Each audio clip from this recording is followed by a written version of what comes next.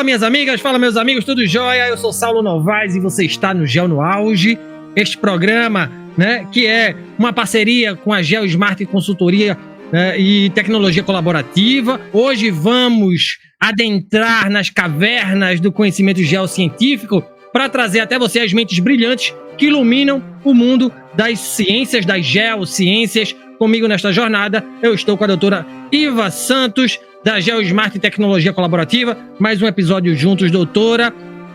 Desta vez é o 5º, né? Quem é o nosso convidado de hoje no Geo no Auge? Seja bem-vinda, doutora, mais uma vez. Gratidão, Saulo. Mais um episódio juntos, né? Nesse quadro aqui, Descortina as Geociências. Bem, o nosso convidado de hoje é o professor Dr. Ricardo Galeno Fraga de Araújo Pereira. Ele possui graduação em Geologia pela Universidade de São Paulo. Tem mestrado em Geociências, né, na especialidade Geoquímica e Geotectônica, pela Universidade de São Paulo, e doutorado, né, como se diz no Brasil, pelo Programa de Patrimônio Geológico e Geoconservação da Universidade do Minho, em Portugal. No doutoramento do Dr. Ricardo, ele foi bolseiro, como diz em Portugal, mas bolsista no Brasil, do Programa de Bolsas de Alto Nível para a América Latina, né, que é o programa ALBAN. A sua tese foi Geoconservação e Desenvolvimento Sustentável na Chapada Diamantina, Bahia, Brasil. Ele venceu por unanimidade em 2011 o Prêmio Científico Internacional Casa da América Latina do Banco Santander Tota, que é um banco espanhol, na categoria de Tecnologias e Ciências Naturais. Ele tem mais do que isso, né? 15 anos de atuação no mercado de consultoria ambiental, tem ampla experiência na área de geologia ambiental. Atualmente é professor do Instituto de Geociências da Universidade Federal da Bahia, que é o IGEO da UFBA, tendo exercido a chefia do Departamento de Oceanografia entre outubro de 2018 e março de 2022, né? Como também a coordenação do programa de pós-graduação em Geologia entre março de 2022 e janeiro deste ano. Desde 2018 é diretor científico da Associação Geoparque Serra do Sincorá, o AGS, e sua atuação abrange áreas como geociências, geologia ambiental, geoconservação, hidrogeologia, geomorfologia, geoespeleologia e educação em geociências. Nossa, é um currículo aqui gigantesco, isso aqui é só um resumo. Professor Ricardo, seja muito bem-vindo ao Geo no Auge. Para começar a conversa, gostaríamos de saber o seguinte: o que o motivou a seguir a carreira em geologia? E como é que foi a sua experiência em Portugal? Conta aqui pra gente. Boa tarde, né? Aí a todas as pessoas que vão nos ouvir agora ou em outro momento. Boa tarde, Saulo. Boa tarde, Iva. Muito obrigado aí pelo convite, pela oportunidade de ter essa conversa aqui com vocês e com todas as pessoas que estão nos ouvindo aí. Assim, eu, na verdade, optei pela carreira de geologia porque eu sempre tive muita curiosidade com as coisas da natureza, sempre tive muita vontade de trabalhar com as coisas da natureza. E justo na altura que eu ia entrar para a universidade, que eu ia fazer o vestibular daquela época, eu comecei a me interessar muito pela Chapada Diamantina, e caminhava muito pela Chapada, fazia muitas trilhas, né? Já naquela época tinha feito a trilha do Patia, trilha para o Capão e várias delas, e sentia que tinha que estudar alguma coisa que fosse ligada aos processos da natureza. Também naquela época eu comecei a me interessar muito por cavernas, aí conheci algumas cavernas em Minas, né? Tinha ido lá na Gruta da Lapinha, estive na Gruta de Maquiné, depois também andei pelas cavernas da Chapada. Então tudo isso me motivou a querer trabalhar com as coisas ligadas aos processos, aos fenômenos da natureza. E aí fiquei numa grande dúvida entre a geologia e a biologia. Mas eu achava que eu não tinha muito talento para biologia, até porque tinha essa coisa de dissecar bicho e coisas assim. Eu falei, poxa, isso aí eu não tenho muita aptidão para isso, né? Eu, enfim, achava aquilo me dava um pouco de arrepios. Eu falava, então eu vou para a geologia, que eu acho que aí eu não vou ter que lidar com essas coisas e vai ser melhor, né? E acabou que eu entrei na geologia mesmo, né? E lá fiquei, e assim foi. Isso foi que, de fato, me levou a trabalhar, né? Com a geologia, né? Eu, então, depois de formado, eu logo entrei para o mestrado, lá na USP mesmo. Eu já estava naquela altura com um projeto nas cavernas aqui da Chapada, na região de Itaité, e então eu já engatilhei esse projeto, que era um projeto de iniciação científica, num projeto de mestrado. E nessa altura eu tinha transferido o meu curso daqui da Universidade Federal da Bahia para a Universidade de São Paulo, e já estava vivendo lá a coisa de fiquei vivendo lá por cerca de 8 anos, né? E aí fiquei assim num grande dilema, né? Poxa, eu gostava muito de São Paulo, tinha muito carinho pela cidade, por tudo que ela me proporcionou, por tudo que ela me ofereceu, mas tinha muita dúvida se eu iria mesmo seguir vivendo ali, né? Foi então que eu terminei o mestrado, eu aí juntei uns recursos aí e passei uma temporada viajando pela América do Sul. Então eu não tinha assim um roteiro muito bem certo, sabia que eu queria Machu Picchu, cheguei lá, mas de lá eu conheci a Bolívia, que foi um encanto, assim, a Bolívia em termos de geociências é uma coisa fenomenal. Fui para o Salar de Uyuni, fui para o deserto de Dali, desci também para o Chile, o Salar de Atacama, o deserto de Atacama, ali andando pelos vulcões, né? Depois eu acabei indo para Copacabana, o Lago Titicaca, e aí finalmente que eu fui chegar em Machu Picchu. E aí quando eu cheguei, eu digo, bom, o destino era esse, agora o que eu vou fazer? Eu falei, voltar ao mesmo caminho não tem graça. E foi aí que eu pensei, eu digo, eu sou brasileiro e não conheço a Amazônia. E quando eu fui ver no mapa, a Amazônia era mais de um terço do Brasil. E foi aí que eu decidi, então eu vou voltar pela selva peruana, e comecei a descer o rio Amazonas navegando desde Iquitos, no Peru, até a Foz, em Belém, com várias paradas pelo caminho, e aí eu fui, então foi uma oportunidade também de conhecer a Amazônia. Depois dessa viagem eu falei, bom, agora é hora de trabalhar. E aí eu ainda também acabei me encantando muito, nessa viagem comecei a trabalhar como repórter fotográfico, eu comecei a vender algumas fotografias e tal. Durante a viagem eu consegui reaver todo o capital que eu havia investido com esses trabalhos com repórter, com fotografia. Por isso eu consegui dobrar mais do que o meu tempo de viagem, continuei viajando.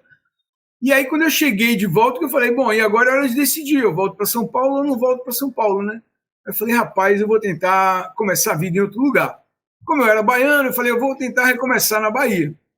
E aí vim, aqui chegando, fiquei trabalhando num jornal, como repórter fotográfico, uma boa temporada.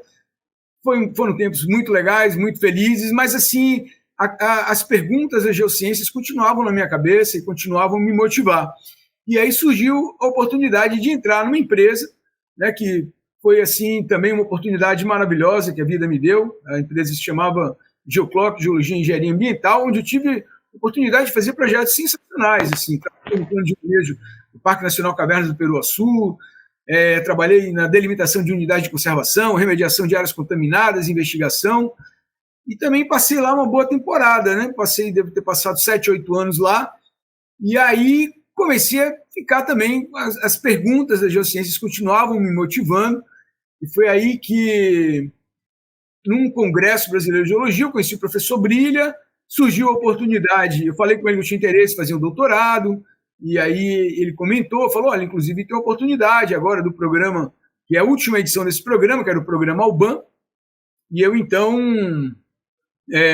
eu prestei lá o concurso para o Alban, fui selecionado, dentre 4.000 candidatos, eu tive a sorte de ser um dos selecionados, e aí eu fui para Portugal, e assim, a experiência em Portugal foi maravilhosa. Trabalhar com o professor Brilha foi muito bom, toda a infraestrutura da Uminho, a qualidade de vida naqueles tempos, eu cheguei em 2007, fui embora em 2010, a qualidade de vida, o custo de vida em Portugal era uma coisa assim surreal, era tudo muito maravilhoso. Hoje eu vejo as pessoas que estão lá reclamam do custo de vida e tudo, né? Mas naquela época era tudo muito fácil, tudo muito bom.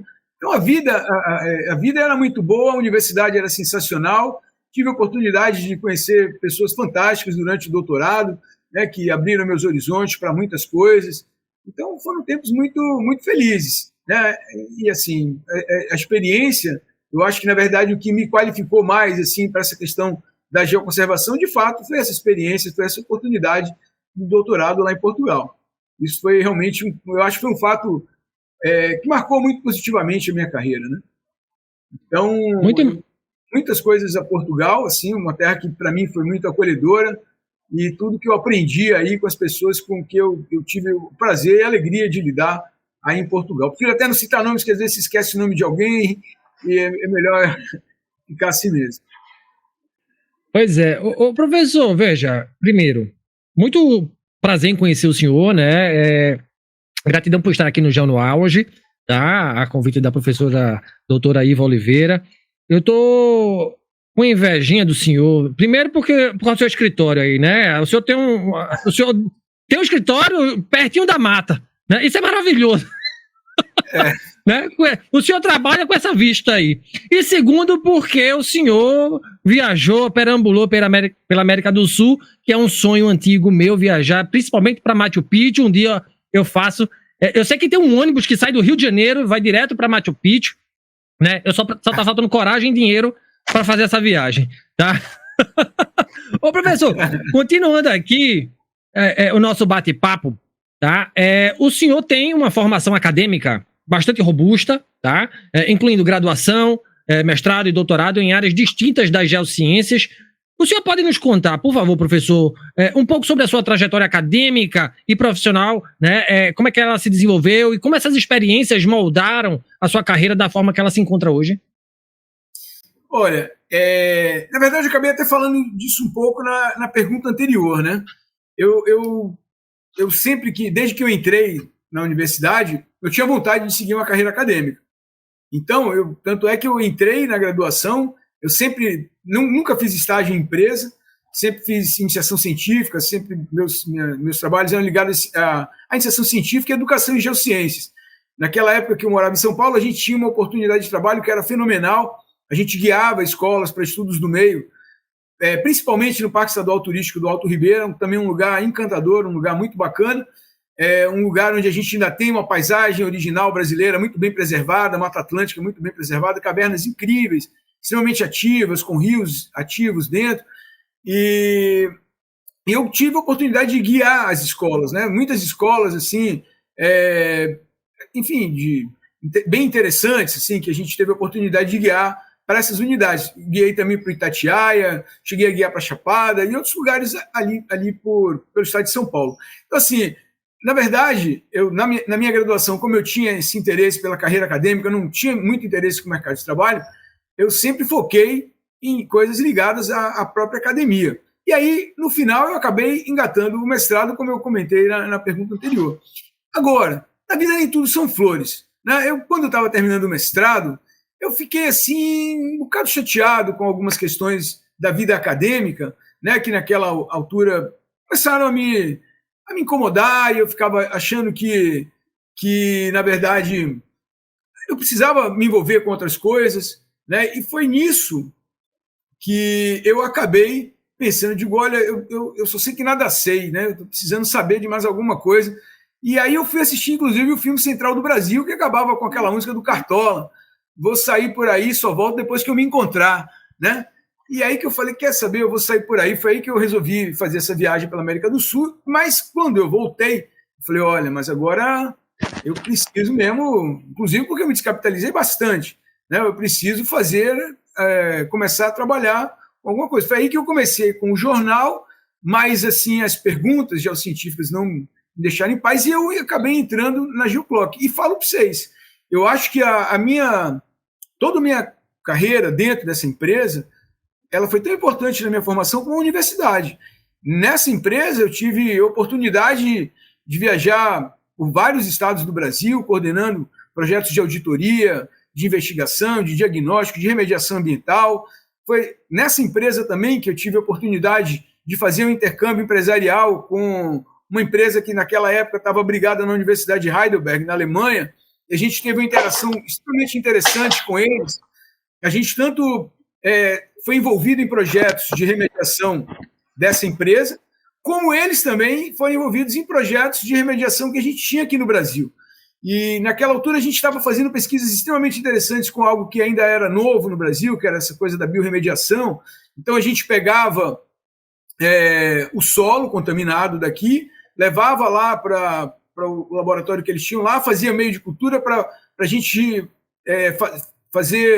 dar boas condições para que as bactérias pudessem se desenvolver, e fazia depois os estudos para identificar que bactérias eram aquelas, o que elas demandavam para sua melhor sobrevivência, para que a gente pudesse fazer com que essas bactérias que já estavam aclimatadas e ambientadas com aquela contaminação pudessem, então, trabalhar na biorremediação dos compostos orgânicos, principalmente do solo.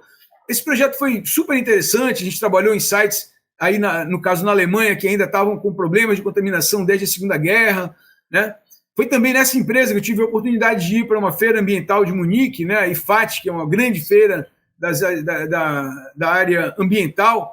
Tive contato com inúmeras técnicas de remediação, de investigação, né? Então, assim, as oportunidades que eu tive trabalhando nessa empresa também foram muito interessantes, assim, muito importantes para a minha formação. Entretanto, né, ainda assim, eu tenho esse gosto pelo aprendizado, gosto muito de aprender, né? Eu acho que a gente está sempre aprendendo. Quando a gente acha que já sabe tudo, é porque chegou a nossa hora mesmo de partir para outra. Então, assim, eu sempre tive essa coisa desde criança, de ser curioso e querer saber mais, querer aprender mais. E isso que acabou, por mais que a empresa tenha sido um ambiente muito bacana para mim, por mais que ela tenha me dado assim, inúmeras oportunidades, né, eu tinha essa vontade, né, de fazer um doutorado, de continuar sempre aprendendo, continuar sempre estudando, e fazer um doutorado trabalhando, assim, era uma coisa incompatível. Ainda mais que eu tive a oportunidade de ser selecionado pelo programa Alban, que bancava a minha estadia, né, lá, no caso, em Portugal. Fui, na época, com minha família, né, e aí o que acontece? Eu aí acabei fazendo esse doutorado. E, ao longo do doutorado, surgiu uma oportunidade de um concurso aqui para a UFBA, para entrar aqui como professor. Mas, ao mesmo tempo, naquela época, o geólogo era um profissional que valia ouro no mercado de trabalho. Então, eu tinha diversas oportunidades de trabalho quando eu terminei o doutorado. Eu tive oportunidade, enfim, eram diversas. Assim, eu ia dormir com uma coisa, eu acordava no dia já com outra oportunidade e dando ainda melhores condições, assim, né? Mas, mais uma vez, aquela empresa, na época se chamava ainda também Geoclock, me convidou, também cobriu todas as ofertas que eu tive, né? Me deu uma condição realmente sensacional de trabalho, né? Eu, inclusive, quando voltei, eu acabei voltando, então, para ela. A gente, então, inclusive, logo que eu entrei, eu tive 2 projetos extremamente desafiadores, né? Um deles foi para fazer um trabalho, o primeiro trabalho de compensação espeleológica do Brasil, né? Porque o Brasil teve o decreto 6640, em 2008, que mudou toda essa perspectiva da conservação de cavernas no Brasil. Antes de 2008, havia aqui uma mentalidade que era preservacionista, extremamente rigorosa e que trouxe resultados muito ruins, né, para a conservação das cavernas, porque as pessoas não compartilhavam informação. Mas, a partir de 2008, ele começou a ter um enfoque conservacionista, que então ele passou a permitir a destruição de cavernas desde que houvesse investimentos para conservação de outras cavernas no mesmo nível de relevância. E foi assim que a gente começou a ter, de fato, trabalhos ligados à questão da conservação de cavernas. A gente começou a conhecer o patrimônio espeleológico do Brasil, né? E quando eu voltei para cá, eu tive a oportunidade de trabalhar no primeiro projeto de conservação espeleológica que havia no Brasil, que foi justamente um projeto de uma empresa que tinha aqui na Bahia.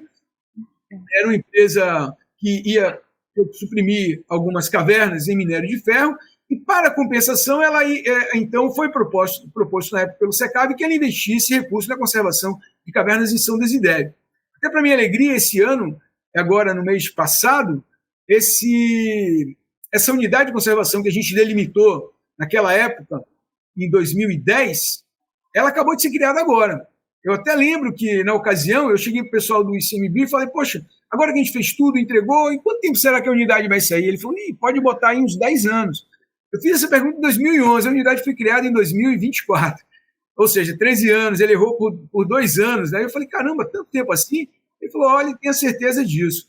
E, de fato, foi criada agora. A gente, na época, a ideia era se criar um parque, ela acabou virando um monumento natural, mas foi importante do mesmo jeito. E tive uma outra oportunidade também de trabalhar coordenando o licenciamento da primeira mina de diamantes em rocha primária da América do Sul, que também foi um projeto super desafiador, um projeto extremamente interessante. Né? Então, assim, eu sempre tive oportunidades muito interessantes, desafiadoras, assim, também de grande aprendizado nessa empresa. Eu diria que tanto foi importante assim, a minha formação acadêmica, a graduação, o mestrado, o doutorado, como também foi muito importante essa minha atuação no mercado. Assim, eu acho que ela abriu muito meus horizontes, né? E eu acho que, inclusive, até pela maneira de ser, né, diferente o ambiente de trabalho numa empresa e ser também no serviço público, né, são posturas muito diferentes, são mundos muito diferentes. Eu acho que isso, todos os dois, digamos assim, essas duas grandes áreas de atuação foram de extrema importância, sim, também para a minha formação acadêmica. É assim, o professor Ricardo estava aí a falar e passava aqui um filme na minha cabeça, porque tantos profissionais, né, que fazem uma formação acadêmica, mestrado, doutoramento, às vezes acham que só há esse caminho, né? Quando, no fundo, toda a formação de um profissional de excelência, como é o caso do professor Ricardo, isso não há dúvida, não é? Foi todo construído à base de várias experiências, né, em vários ambientes, né, sempre focado na base da geologia. E estava a falar também aí no seu discurso sobre a questão da criação da legislação, né, que favoreceu bastante o seu trabalho na área da espeleologia, por exemplo, né, e isso foi algo que enriqueceu muito o seu currículo. E aí, baseado no que disse, eu vou fazer aqui uma outra pergunta, vou tentar aqui adaptar, já falou um pouco sobre o que poderia ser a resposta, mas eu vou aqui acrescentar algo. O professor Ricardo, né, se doutorou aqui na Universidade do Minho, no programa de pós-graduação aqui de Geologia, no programa de Patrimônio Geológico de Conservação, não é? Pronto. Sendo que também foi reconhecido como Prêmio Científico Internacional, como já referimos aqui outras vezes, da Casa da América Latina. E aí eu faço uma pergunta. Naquela altura, o professor referiu que no Brasil a questão da conservação das cavernas era algo que era feito de outra forma, mais conservadora, né, mais preservacionista, né? Então Exato. Eu pergunto, no seu doutoramento também aqui na Universidade do Minho, na área de geoconservação, né, houve algum insight também que foi adquirido nesse sentido, a maneira de ver a questão da gestão do patrimônio, né, a geoconservação que é praticada cá em Portugal, influenciou em alguma coisa? E quais foram esses insights que conseguiu adquirir para aplicar, quando retornou ao Brasil, para além da legislação, claro que influenciou bastante em novos projetos, como o senhor referiu? Com certeza. Assim, primeiro que, se a gente for parar para pensar, né, a gente aqui no Brasil, a gente tem sempre como muita referência das coisas os Estados Unidos, né? E já na Europa não há, assim, essa grande referência com base nos Estados Unidos. Então, por exemplo, toda a questão de conservação ambiental das cavernas e tudo mais aqui no Brasil seguia sempre um modelo muito do americano, né? E que coloca o homem como não sendo parte da natureza. Ao passo que, quando eu cheguei lá aí na Universidade do Minho e comecei a aprender mais sobre essa questão da geoconservação, a gente vê que aí, por exemplo, as figuras de conservação da natureza na Europa, e você está aí, você também deve ter percebido isso, Igor, a humanidade, a sociedade humana, ela é parte, ela está incorporada na conservação, né? Então, esse tipo de conflito que a gente tem aqui, quando se cria um parque, né, uma área de preservação, uma área como um parque, essas áreas de proteção integral, sempre se considera o ser humano como não sendo parte da natureza e ele é alijado desse processo. Isso gera uma série de conflitos, né? Então, eu comecei a perceber aí, em Portugal, e a partir desse meu doutorado com a geoconservação, de como essa visão preservacionista ela traz consigo alguns problemas, né? E que se a gente coloca o ser humano como algo fora da natureza, ele muitas vezes pode deixar de ser um parceiro e se tornar um inimigo da conservação, né? Então, eu achei, isso para mim foi primeiro uma das coisas assim, interessantes que eu comecei a perceber aí. Outra questão também que eu comecei assim, a perceber e ver assim, o quanto essa visão de que a gente tem que proteger tudo é uma visão equivocada, né? E o patrimônio geológico, ele vai pela linha de que algo que é patrimônio é algo que tem um valor agregado, é algo que tem um valor acima da média, né? Então, que realmente é importante na hora de a gente pensar projetos de conservação, a gente tem que identificar aquelas coisas que realmente têm um diferencial, né? Aquelas coisas que, de fato, têm um valor agregado e que têm um valor acima da média. E sobre essas é que a gente deve empenhar os maiores esforços da conservação. Isso também foram coisas que eu fui aprendendo ao longo desse doutoramento, né? Tanto é que o programa é de patrimônio geológico. Como identificar esse patrimônio geológico? Como identificar esse valor agregado? Era isso que a gente aprendia, era isso que a gente discutia, né? Como você bem sabe, você também se doutorou nesse programa, né? Então, é isso que a gente vai aprendendo, esses instrumentos, essas ferramentas, para identificar esse valor agregado, né? Às vezes, inclusive, para demonstrar esse valor agregado, né? E o porquê os esforços de conservação de determinados locais, eles são importantes.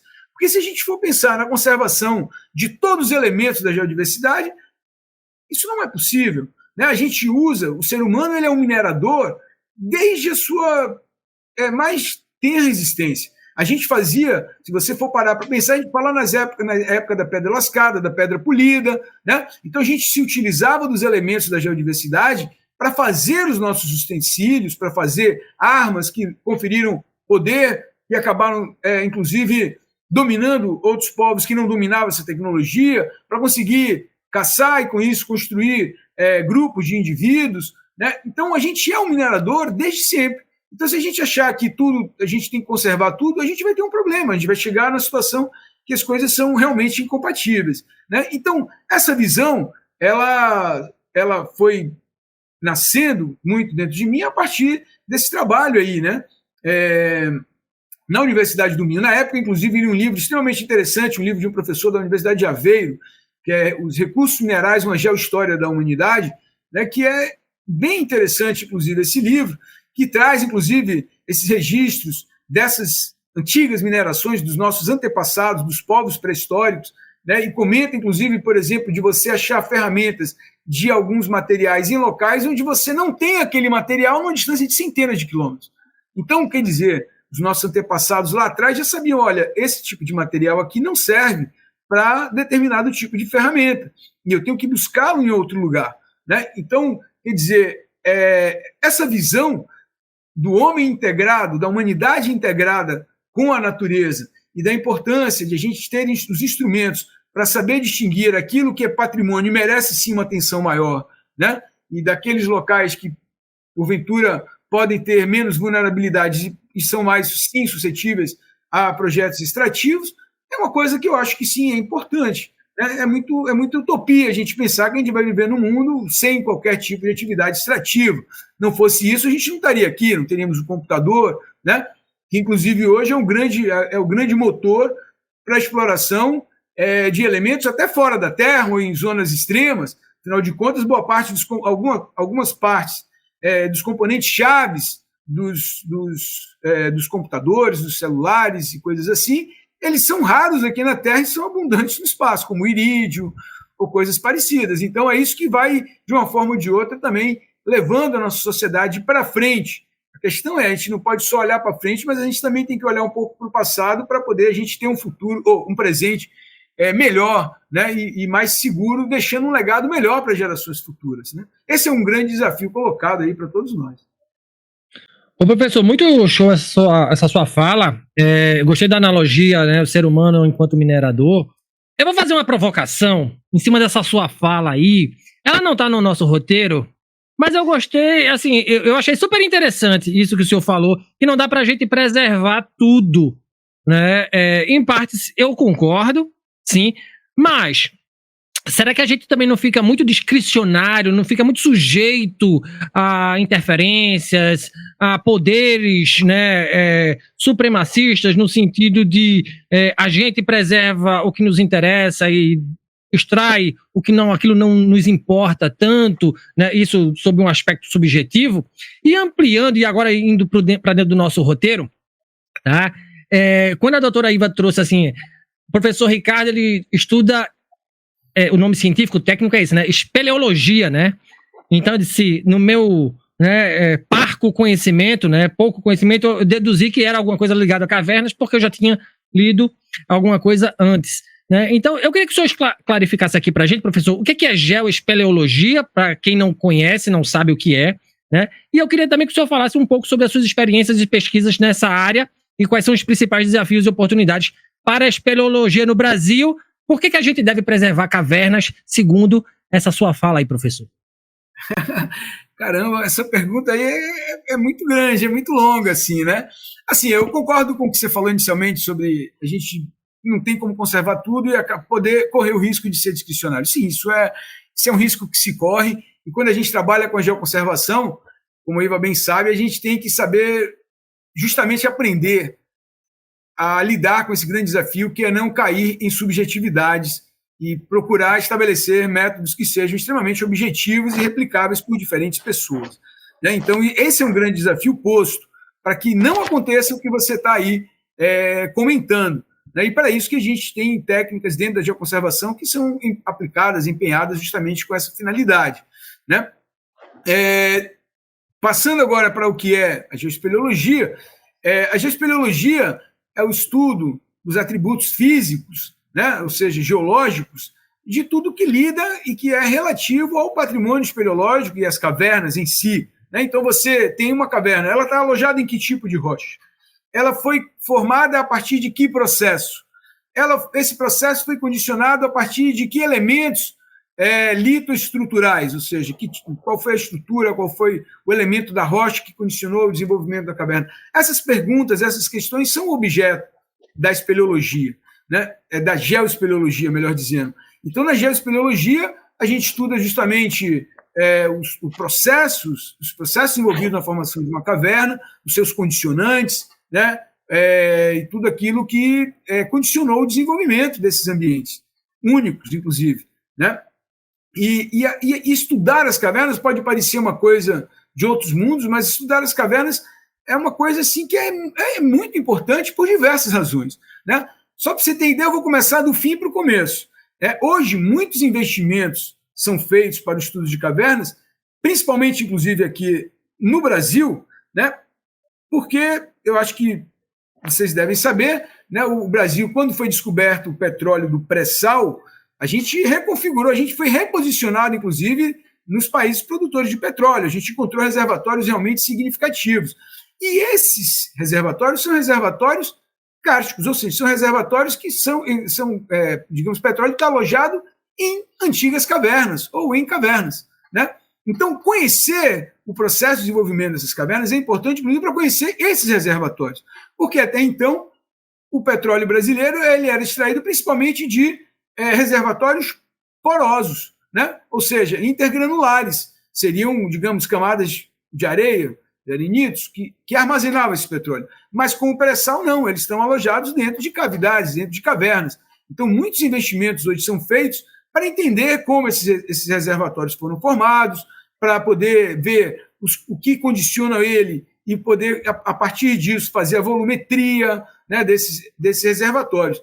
Mas não somente por isso. Estudar as cavernas também são importantes, porque as cavernas elas guardam dados paleoambientais de extrema importância. A gente tem atmosferas pretéritas de milhares, centenas de anos atrás, aprisionadas dentro dos espeleotemas, que são aquelas coisas que se formam dentro das cavernas, estalactites, estalagmites, né? E a gente tem um acesso direto para conhecer relações isotópicas, poder sobre isso entender climas do passado, né? E até saber, poder fazer previsões sobre essas constantes mudanças climáticas que estão em curso e do que esperar para o futuro.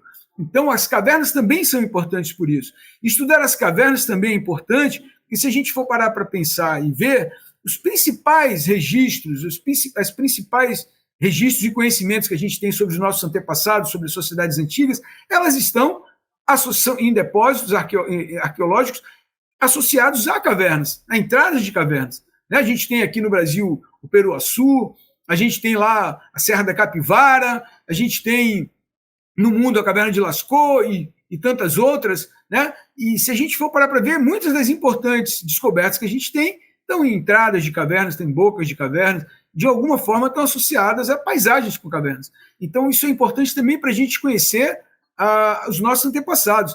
E conhecer também a evolução das cavernas é importante, porque hoje boa parte das pesquisas ligadas à evolução da vida, elas estudam justamente a adaptação da vida às cavernas. Os seres troglóbios, aqueles que são endêmicos, específicos de uma determinada caverna, como é que eles foram para ali, como é que eles evoluíram para aquela vida, aqueles seres despigmentados, sem olhos, né? Como é que isso se deu? Como é que se deu esse processo? Como é que isso aconteceu?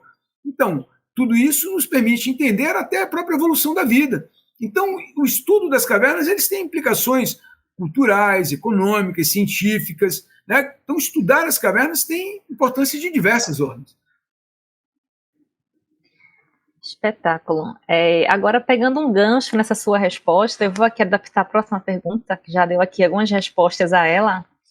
É assim, eu vou fazer uma provocação também, se é permitido. É assim, sabe que no Brasil há áreas protegidas, não é? Sim.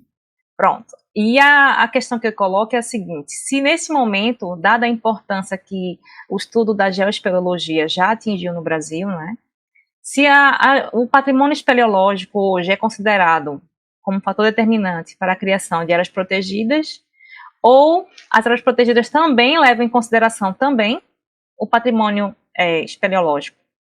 Isso é uma pergunta. Depois, o Ricardo falou aí agora, anteriormente, desculpa, sobre os exemplos de projetos que participou anteriormente, né, que ilustram, né, o papel da espeleologia na questão da conservação, né, da geoconservação. Eu queria que o professor falasse dos principais projetos, né, e olhando para o futuro, né, quais são os principais desafios que o professor consegue ver, consegue visualizar para a espeleologia no Brasil, e quais as medidas podem ser tomadas para superar esses desafios e promover os devidos avanços nessa área? Tá. Assim, antes de mais nada, eu queria dizer até uma coisa que eu acho bem importante, né? Eu leciono a disciplina que se chama Geologia Ambiental, onde a gente tem toda uma parte sobre leis ambientais. E se a gente for parar para ver, o Brasil tem um conjunto de leis muito robusto, muito bacana para a conservação da natureza. O que falta no Brasil são cidadãos para cumprir essas leis, né? Porque lei a gente tem, e boas leis, inclusive no quesito de proteção às cavernas, né? As cavernas, pela nossa Constituição, elas são patrimônio da União, elas não são minhas ou de ninguém que é dono da terra, né? Porque no Brasil a gente é dono do que está na superfície, do que está abaixo não é de todos nós. Por isso que uma pessoa, para extrair um bem mineral, tem que pedir autorização à Agência Nacional de Mineração, assim como para uma pessoa usar, desfrutar e ganhar dinheiro com a exploração turística de uma caverna, ela também tem que seguir todo um código de leis e isso tem que estar licenciado por algum órgão governamental, né? Então, a lei brasileira, por mais que a gente tenha, inclusive, percebido uma série de ações para desmantelar alguns artifícios, ela ainda é boa, ela ainda segura muitas coisas, né? O que realmente que nós precisamos é ter cidadãos melhores e que saibam, conheçam as leis e possam cumpri-las. Isso é que eu acho que é um problema maior em nosso país. Assim, eu recentemente acabei, há coisa de um ano, um projeto que, poxa, foi assim um projeto realmente que me deixou muito feliz, e foi um sonho de vida até, e foi um projeto bem bacana, os resultados dele ainda estão saindo, né? Ainda tem coisa por vir, mas a gente criou justamente um projeto que a gente foi estudar as cavernas em rochas carbonáticas no estado da Bahia.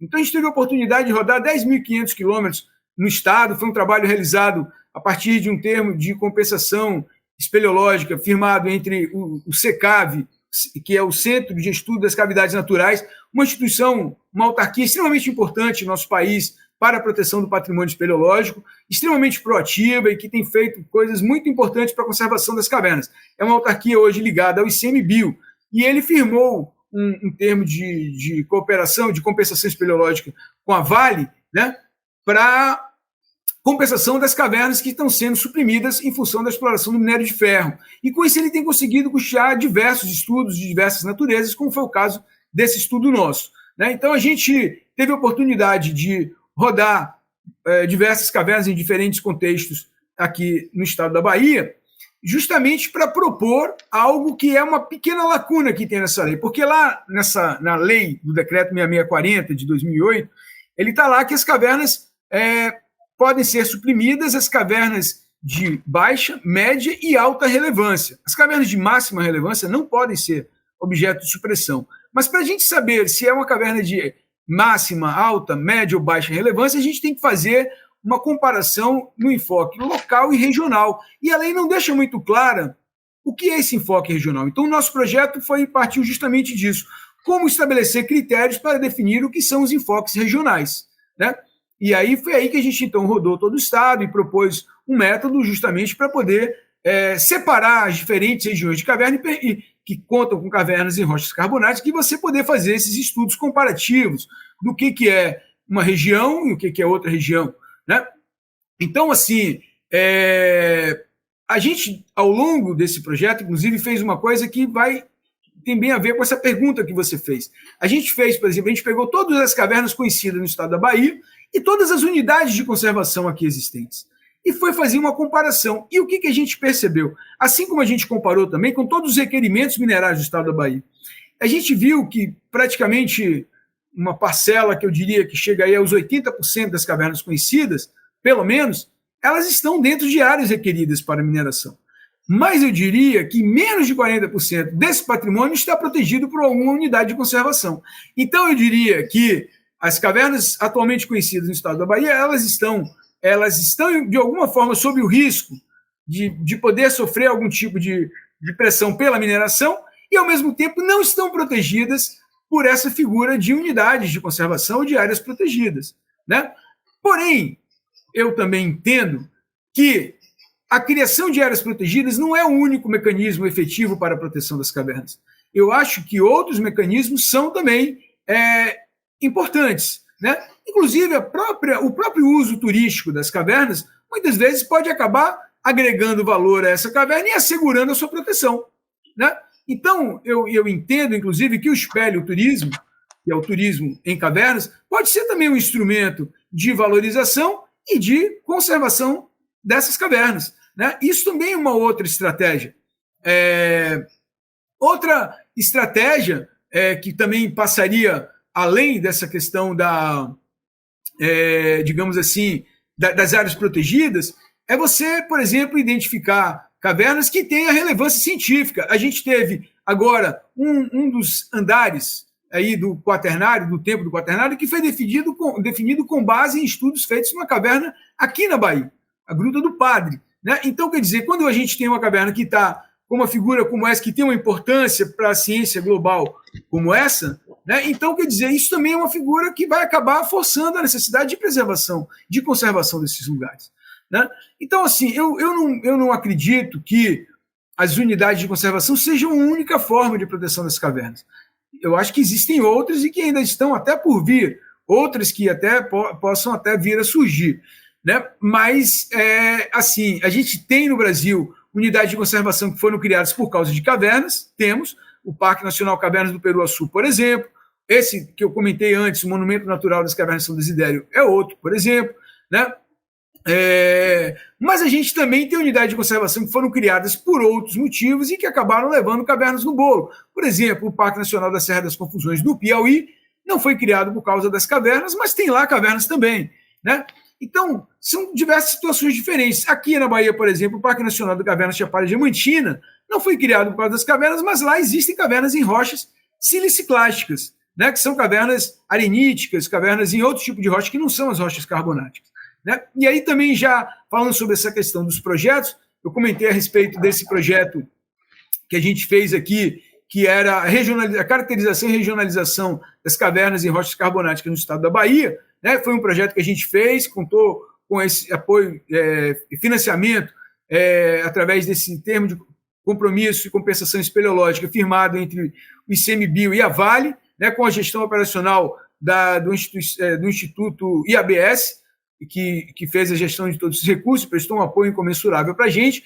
Mas também temos um outro projeto também que está sendo custeado através desse TCCE firmado entre o ICMBio e a Vale, e que a gente está estudando justamente as cavernas em rochas siliciclásticas, ou seja, as cavernas em rochas areníticas, né, que até então era uma coisa pouco conhecida, pouco falada, é um assunto bem interessante, um assunto novo, e até muito curioso, porque as maiores, digamos assim, cavernas em rochas areníticas estão na Venezuela e no Brasil, né? Então são cavernas, digamos assim, terceiro-mundistas, né, que poucas pessoas um dia prestaram atenção para elas, mas que também guardam informações bem interessantes, também na perspectiva paleoambiental, né, da evolução do clima e do nosso planeta, guardam informações arqueológicas também muito importantes, né, sobre a história das nossas sociedades, da evolução da nossa sociedade, né, E também são cavernas que vão nos permitir conhecer novos mecanismos de abertura de cavernas. A gente não tem ainda nada comprovado nesse sentido, mas o papel de bactérias e micro-organismos na abertura desses ambientes também tem parecido ser algo relevante que a gente tem também assim colocado aí nessa conta das nossas investigações, que é algo que pode ser também coisas novas que estão por vir por aí, né? Desses projetos que a gente está fazendo, a gente fez inclusive um livro de divulgação científica, que a ideia era justamente dar um retorno para todas essas comunidades ao longo do estado da Bahia que sempre nos acolheram. Então é um livro, é um e-book que tem acesso gratuito. Depois eu posso passar até o endereço para vocês. Me perdoe essa falha, eu não peguei esse endereço, mas se vocês puderem botar na legenda. É um livro feito justamente para pessoas que não são especialistas e que também têm curiosidade no assunto, para que elas possam entender um pouco mais sobre isso. A gente também escreveu um artigo fazendo uma análise SWOT, né, das forças, fraquezas, ameaças e oportunidades do patrimônio espeleológico no estado da Bahia, que foi publicado na revista do SECAV, inclusive. E a gente fez também agora um atlas das cavernas em rochas carbonáticas do estado da Bahia. O livro está todo pronto, está diagramado, não vejo a hora de estar com ele pronto, mas esse a gente ainda está buscando os recursos para a impressão desse livro, mas que também deverá sair no formato de e-book, né? Tudo isso foi fruto desse outro projeto. Esse projeto nosso com as rochas siliciclásticas, a gente já fez também um artigo sobre todo o patrimônio espeleológico da Chapada Diamantina, foi publicado na Revista Brasileira de Geomorfologia, e a gente está agora com outro artigo que foi terminado, mas ainda não foi submetido, estudando justamente um sistema onde tem uma questão extremamente interessante. Aqui na Chapada Diamantina, algumas dessas cavernas, elas funcionaram como armadilhas que abrigavam os diamantes. Então, quando acabou o diamante nos rios de superfície, os garimpeiros ali do século XIX até mais ou menos os anos 50 do século XX, começaram a entrar para garimpar dentro das cavernas. Então fica aquela pergunta, isso é uma mina ou isso é uma caverna? Isso é uma mina, é feita pelo homem. Isso é uma caverna, é um processo natural. Na verdade, aquilo eram cavernas que foram entulhadas com sedimentos, dentre os quais às vezes tinham diamantes, e que os garimpeiros, no afã de retirar esse diamante lá de dentro, esvaziou expondo essas cavernas e às vezes até dinamitando para permitir algumas passagens entre alguns trechos mais ocultos, né? Então a gente está tentando justamente entender até onde vão os processos naturais e onde começam os processos antrópicos de alargamento, esvaziamento dessas cavidades, né? Esse é um projeto que está em curso ainda. A gente agora até pediu um prazo de prorrogação, porque a gente conseguiu levantar informações extremamente interessantes. É um projeto de mestrado do geólogo Rafael Parra, né? Que tivemos um apoio bem importante da Unesp, na ajuda aí com as análises e tudo mais. Tem sido um projeto também muito bacana. E até já ia esquecendo, desse projeto anterior do patrimônio espeleológico das cavernas em rochas carbonáticas, a gente também está com um projeto como estudante de graduação em geologia, Fabiano Pereira, e a gente está montando justamente uma coleção didática do karst e cavernas em rochas carbonáticas no estado da Bahia.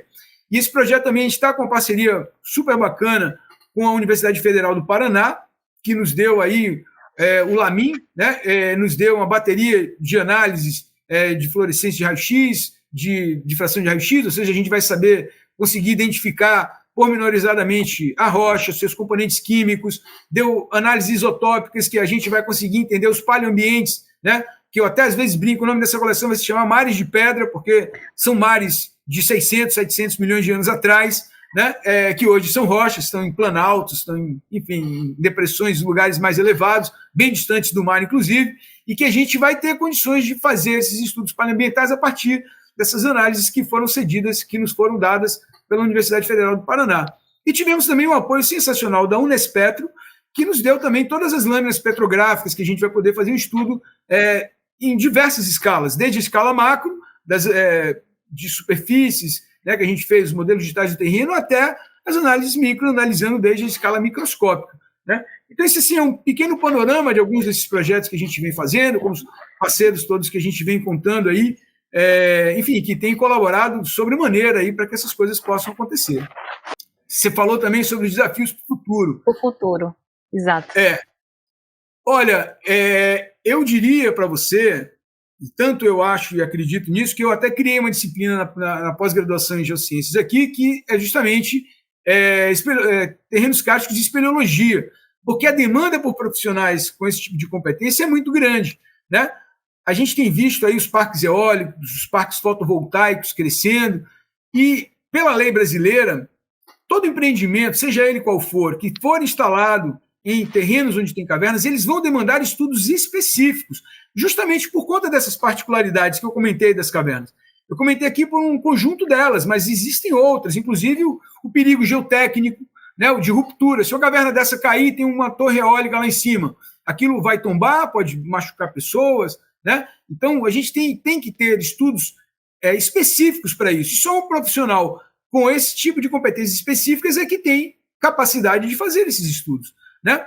A gente tem, por exemplo, também hoje, se a gente for ver, o Brasil é um dos grandes produtores mundiais de minério de ferro, e as principais reservas de minério de ferro hoje do Brasil estão no quadrilátero ferrífero e na Serra de Carajás, que também contam com cavernas em minério de ferro. E para que você possa expandir as fronteiras dessa mineração, é preciso que se conheça esse patrimônio espeleológico. E assim como a própria lei exige, né? Você não pode sair destruindo qualquer caverna, você só pode destruir cavernas que são de baixa, média ou alta relevância. Ainda assim, quando você, para destruir uma caverna de alta relevância, para você suprimir uma caverna dessa, você tem que fazer compensações e investir recursos na compensação de outras duas da mesma qualidade, do mesmo grau de relevância. Então, você tanto tem que conhecer a caverna que será suprimida, como as outras onde você vai fazer a compensação. Então, quem é que vai fazer isso? A gente vai precisar de profissionais com esse tipo de competência, né? A gente vai precisar de profissionais com esse tipo de competência também para conhecer melhor os reservatórios do pré-sal. A gente vai precisar de profissionais com essa competência, inclusive, para uma série de outras questões. Por exemplo, a gente tem no Brasil a cidade de Belo Horizonte, a região metropolitana de Belo Horizonte, está sobre uma área com cavernas, um terreno kárstico. A gente tem hoje Curitiba, capital do Paraná, também está sobre uma área com cavernas. A própria cidade de Salvador, que acho que é a quarta ou quinta hoje maior cidade do Brasil, bebe água que vem também de terrenos dessa natureza. Então é preciso a gente ter pessoas com esse tipo de conhecimento e competência para poder conhecer esses terrenos, né, suas vulnerabilidades, as suas oportunidades, né, e fazer a sua gestão e manejo de uma forma adequada. Então eu vejo de uma forma muito otimista o futuro da geoespeleologia no Brasil. E para quem tem ainda alguma dúvida do que quer fazer e gosta de cavernas, eu diria que está diante de uma grande oportunidade, porque são poucas as pessoas com esse tipo de competência, apesar de a gente já ter algumas empresas específicas para estudos dessa natureza, né? Então, são empresas de pessoas que já viram essa demanda, já viram essa oportunidade e já estão trabalhando nisso, né? Então, eu diria que o futuro para a geoespeleologia no Brasil é algo muito animador. Estamos precisando de mais pessoas que se interessem pelo tema e que queiram participar, estudar coisas dessa natureza aí. Ah, se eu tivesse 20 anos menos, né? Ah, se eu não encontrei o senhor antes, professor. Olha, veja, muito massa, né? O senhor falou aí, esse é um pequeno portfólio do nosso trabalho. Pequeno é um exagero seu, né? Pequeno não, né? O senhor trabalha pra caramba e tem muita coisa. É uma potência nesse assunto. Ô, professor, a gente já está se encaminhando aqui para o fim. E como última pergunta, né? Lendo aqui o roteiro que a digníssima, né, doutora Iva Oliveira trouxe aqui pra gente. Como diretor científico da Associação Geoparque Serra do Sincorá, qual é a importância dos geoparques para a geoconservação e desenvolvimento sustentável? Né? Quais são os principais projetos, iniciativas que essa associação tem promovido? Como professor no Instituto de Geociências da Universidade Federal da Bahia, quais são as principais lições que você tenta transmitir aos seus alunos, né, sobre a importância das geociências e da geologia ambiental? E como é que você vê o futuro da educação nessa área, principalmente quando você diz que precisamos ter pessoas melhores para cumprir as leis de proteção ambiental?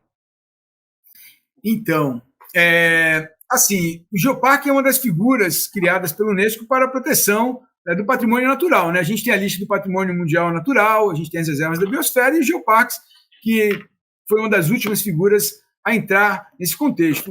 uma ideia de um geoparque é um território que seja dotado de um patrimônio geológico de relevância internacional, que tem ali informações importantes sobre momentos da história do nosso planeta, né, e que sejam perceptíveis a qualquer pessoa, a qualquer público, né, seja lá o seu nível, o seu grau de instrução. E que você possa fazer disso um meio, um veículo de geração de renda e emprego nos moldes sustentáveis para a população local. Então, o geoparque ele trata do território não só dos seus aspectos naturais, mas ele também tem uma preocupação com os habitantes desse espaço e com a geração de oportunidades de emprego e renda alinhado com aquilo que está preconizado na Agenda 2030, né? Ou seja, com a geração de renda, de emprego e renda em bases sustentáveis. Então, eu diria que só por isso, por si só, o geoparque já é uma proposta interessante e alinhada com as demandas do nosso tempo presente, né?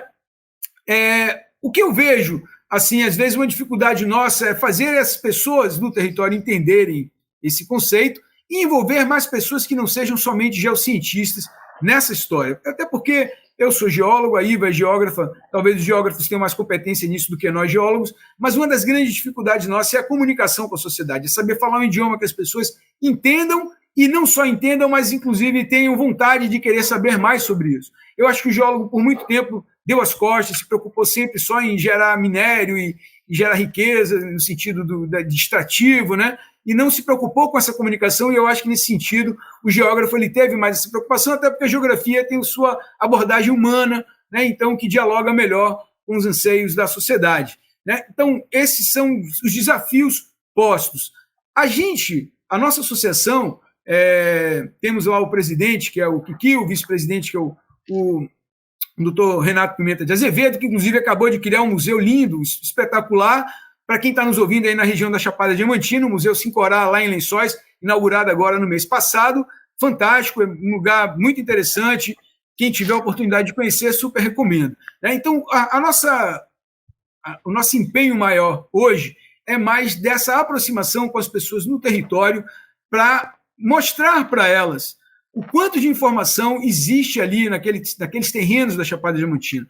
A Chapada Diamantina conta para a gente histórias que vão há mais de 1 bilhão de anos atrás, quando não havia sequer árvores ou seres vivendo nas áreas emersas do nosso planeta, que as formas de vida eram apenas micro-organismos, e quando tudo aquilo era coberto por mares e desertos, né, cortados por diversos vulcões. Um mundo muito diferente do que temos hoje, né?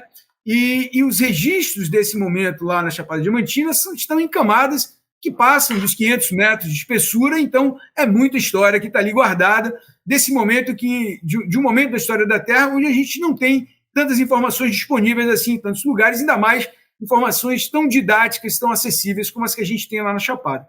Então, o que a gente hoje tenta fazer é desvendar essa história, saber contar essa história de uma forma que ela seja palatável, e que ela não só palatável, mas que ela seja motivadora para as pessoas que ali vivem, e que com essas histórias as pessoas possam gerar outras oportunidades de emprego. Porque, por exemplo, hoje o turismo é uma atividade importante na economia de alguns municípios ali da Chapada, né? O Geoparque Serra do Sincorá ele abarca os municípios de Andaraí, Mucugê, Palmeiras e Lençóis, né? Desses 4, eu diria que Lençóis é o que mais ganha dinheiro com o turismo hoje, né? E os outros ainda não tanto, mas tem muitas oportunidades para isso sim, né? E o turismo, ele por acaso, é um tipo de segmento que ele depende da pessoa, da pousada, da lanchonete, do transporte, do guia, né? Então ele consegue gerar receitas de uma forma pulverizada para muita gente. Entretanto, as pessoas vão para a Chapada e olham para a cachoeira, caramba, como é que isso se formou? Não sei. Saem com essa mesma pergunta. Chegam lá, vão na Gruta do Castelo, entram lá, Gruta do Lapão. Caramba, como é que isso se formou? Não sei. As pessoas não sabem explicar. Então, o que a gente tenta é traduzir essas informações, né, para o maior número de pessoas, né, para que elas saiam com essas respostas feitas e também para que as pessoas que estão naquele território se apropriem e se empoderem com essas histórias, né, e, a partir disso, possam ter novas ideias de outras atividades de emprego e renda em padrões sustentáveis. Esse tem sido um desafio nosso, é o que temos tentado, né? A gente tem lá o checklist da Unesco, a gente vê que a gente tem ali em torno de 40% a 50% dos itens já atendidos, mas a gente ainda tem, veja, a gente já está na ativa aí há pelo menos 6 anos, eu diria que pelo menos mais uns 5 anos pela frente, a gente ainda tem muito que trabalhar para conseguir ter, sim, uma candidatura robusta e que possa ser, de fato, submetida a uma eventual candidatura da Unesco. Por enquanto, somos um projeto, um grupo de pessoas reunidos com essas intenções, temos tentado fazer essas ações, né? São trabalhos ainda de natureza voluntária, né?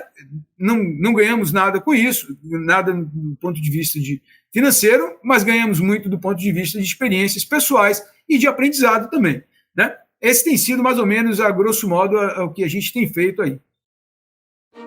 Sensacional, professor, sensacional. E com essas respostas, a gente finaliza mais um episódio do Geo no Auge, em parceria com a GeoSmart Tecnologia Colaborativa, conduzida pela gigante doutora Iva Oliveira. Professor Ricardo, um prazer enorme lhe conhecer, gratidão por sua participação aqui em nosso programa, em nosso quadro. Quem quiser trocar ideias com o senhor, como lhe encontrar? E mais uma vez, obrigado, tá, professor? Olha, Saulo, antes de mais nada, eu agradeço demais, não lhe conhecia, acabei conhecendo hoje, você é uma pessoa muito simpática, isso é muito bom, é sempre bom conversar com alguém assim, né? Trouxe perguntas muito interessantes, deixou a gente muito bem à vontade, parabéns e muito obrigado. A Iva eu já conhecia, né, de algum tempo atrás, acho a Iva uma pessoa sensacional, uma pessoa que está sempre buscando coisas, ideias, uma pessoa criativa, uma pessoa dinâmica, e isso é muito bom. É sempre um prazer estar com a Iva, enfim, sempre que a gente troca ideia, eu fico muito contente, fico muito feliz, né? Adoro a interação com ela. Quem quiser me encontrar, hoje tem o Instagram, né? Eu estou lá como Ricardo Fraga Pereira, tem o Facebook, que também estou com esse mesmo nome, né? E também tem o meu e-mail institucional, que é o fraga.pereira@ufba.br.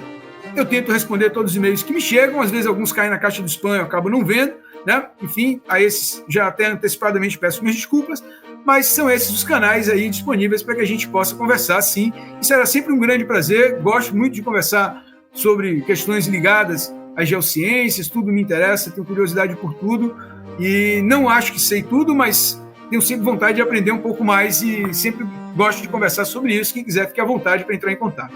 Muito obrigado a vocês dois pela oportunidade, desejo sucesso, vida longa e muita prosperidade ao Geo no Auge. Valeu, professor. A gente que agradece e digo logo que a culpada pelas perguntas é a doutora Iva, né? Por isso que eu apontei aqui para ela. Ela é a roteirista do nosso quadro. Eu só sou o aprendiz, eu sou o fazedor das perguntas que ela elabora, né? Com muita competência. Competência vale salientar. Doutora Iva, mais uma vez, obrigado por mais um programa juntos, por essa enorme parceria. Vale você sempre ilustre, né? Não canso de dizer isso, trazendo gente muito profunda para cá, como as nossas cavernas. Quem quiser conhecer e ter a consultoria da GeoSmart, onde te encontrar? Aliás, o que é a GeoSmart Tecnologia Colaborativa, minha amiga? Saulo, doutor Ricardo, olha, sempre eu repito isso e vou falar sempre. É sempre uma honra, os convidados que sempre vêm aqui ao Geo no Auge, trazem sempre insights, ideias, pessoalmente, trazem memórias, né? Assim, passa um filme na minha cabeça. É sempre uma honra falar com profissionais, professores, cientistas, dos quais eu consulto artigos científicos, que são pessoas com as quais eu me inspiro. Então, é sempre uma honra, é um presente estar aqui. Esse projeto surgiu, o Geo no Auge, uma parceria incrível entre o Saulo Novaes, né, do Papo no Auge, na verdade é um podcast que já existe, e em conversas, né, nós tivemos convergências, né, de abordagens, e surgiu então a ideia do Geo no Auge. A GeoSmart Tecnologia, surgiu em 2020, não é, no meio de uma pandemia, no meio do caos. E como o professor Ricardo falou, eu pensei, não, peraí que eu vou aqui resolver essa situação, não vou ficar no caos. E surgiu um projeto, porque eu via nas estatísticas naquela altura, que a maior parte dos profissionais que perdiam seus empregos eram mulheres, né? Então eu tentei trazer aqui uma estratégia de engajamento para trazer as pessoas terem atenção ao GeoSmart e ao mesmo tempo ajudar mulheres, né, que estavam a iniciar carreiras, jovens cientistas, jovens profissionais, jovens empreendedoras, através de entrevistas escritas que eu divulgava gratuitamente no meu site, que é a seção Elas, né? E aí isso me trouxe engajamento, novas ideias, novas parcerias, e a GeoSmart começou a fazer trabalhos, né? Na verdade, são focados mais para a criação de websites para pequenos empreendedores com preços justos, né? Nada de exorbitante, mas também algo justo para o trabalho que é desenvolvido. E a partir de 2021 que se começou a ter mais volume de negócio, e isso tem agora corrido um bocadinho melhor. E daí também já aproveito a oportunidade para falar que a GeoSmart mudou, não é, a identidade visual. Passamos aqui uns meses a elaborar isso. E agora é GeoSmart Tecnologia Colaborativa, também é GeoSmart We Think For You, né? Nós pensamos para você, porque os clientes, eles quando chegam para falar comigo, eu queria alguma coisa diferente. E não tem uma ideia elaborada. Então, nós pensamos a ideia para o cliente e criamos aqui propostas convergentes pela leitura que fazemos do negócio e criamos aqui soluções interessantes. Então, a GeoSmart está no Instagram, tá smart.geo, tem o geosmart.pt, que é nosso website. Nós temos o quadro Elas, que ainda continua por lá. E estamos criando um novo quadro, né, que vai entrevistar também cientistas de maneira escrita, porque a leitura sempre é bem-vinda. E é isso. Muito obrigado, Saulo. Obrigado, professor Ricardo. E é sempre uma honra. Sempre versátil você, né, doutora? Sempre versátil. Muito obrigado aqui por estar com a gente mais uma vez. Já estou ansioso pelo próximo programa. E se você gostou desse conteúdo, não esqueça de avaliar nosso programa nos agregadores de áudio. Nos siga nas mídias sociais, no Instagram, @Papo no Auge, no LinkedIn, Saulo Novaes. Compartilhe nosso programa em sua rede de amigos. Assim, você ajuda a ampliar, a alargar a inteligência coletiva. Estamos integralmente nos tocadores de podcast no YouTube. Quer ser um parceiro do Papo no Auge? Se associe ao nosso programa por meio da plataforma Catarse de financiamento coletivo e também por meio do PicPay. Com planos mensais de 5, 10, 30, 50 e 100 reais, você se torna um membro do nosso podcast e nos ajuda a conversar com mais professores mundo afora. Um grande abraço para você e bora pro auge.